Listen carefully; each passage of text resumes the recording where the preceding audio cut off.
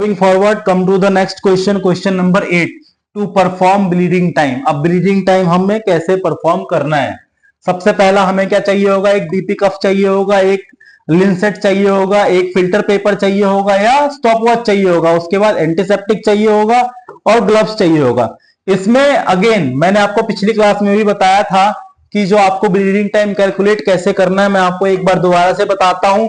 सबसे पहले आपको पेशेंट को प्रिपेयर करना है, पेशेंट को बिठाना है, पेशेंट को आपको पूरा प्रोसेस आपको पेशेंट को समझाना है कि what you are going to do, आप क्या करने वाले हो पेशेंट पे, ठीक है।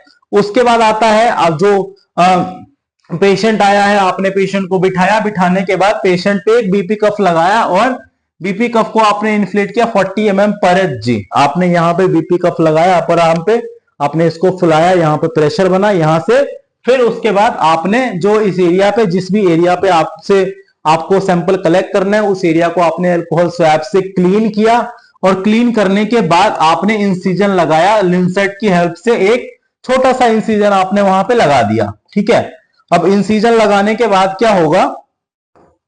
जैसे ही आपने इंसिजन लगाया वैसे ही आपने स्टॉप वॉच लगा दिया, वैसे ही आपने टाइमिंग स्टार्ट कर दी, ठीक है। अब आप उसके बाद टाइम टू टाइम आप वो जो पेपर स्प्रे है, ठीक है, जो फिल्टर पेपर है, आप उसको टाइम टू टाइम लगा के चेक कर रहे हो कि पेशेंट की ब्लीडिंग बंद हुई या नहीं हुई। और उसके बाद आप उस रिपोर्ट को, उस रिजल्ट को आप रिकॉर्ड में रखते हो, ठीक है, ताकि आगे जाके पेशेंट का जो है डेटा आपके पास स्टोर रहे। जब आप ये सारी चीजें करते हो, जब देख लेते हो आप कि हाँ पेशेंट की जो ब्लीडिंग थी वो ब्लीडिंग बंद हो गई है, उसके बाद आप जब स्टॉप वॉच बंद करते हो तो आप ये देखते हो कि किस टाइम पे जाके वो ब्लीड बंद हुआ है। अगर वो 5 मिनट पे जाके बंद हुआ है, दैट मीन्स कि वो नॉर्मल है। जो आइडियल रेंज है वो 2 से 7 मिनट है।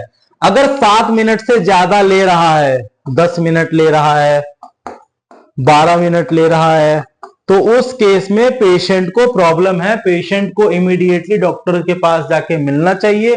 पेशेंट को डॉक्टर को बताना चाहिए कि उसका जो टाइम है वो टाइम ज्यादा लग रहा है उसे ब्लड को क्लॉट करने में, क्योंकि हो सकता है पेशेंट अगर सर्जरी में जाएगा और उसका ब्लड क्लॉटिंग टाइम ज्यादा है तो उस केस में क्या होगा, उसको बहुत ज्यादा ब्लड लॉस होगा। या पेशेंट का अगर एक्सीडेंट होता है तो भी उस केस में उसका बहुत ज्यादा ब्लड लॉस होगा। उस केस से बचने के लिए पेशेंट को ये सारी बातें अपने डॉक्टर को पहले बतानी है। यहां पे आपका ये क्वेश्चन कंप्लीट होता है। मिलते हैं अगले क्वेश्चन में। Thank you.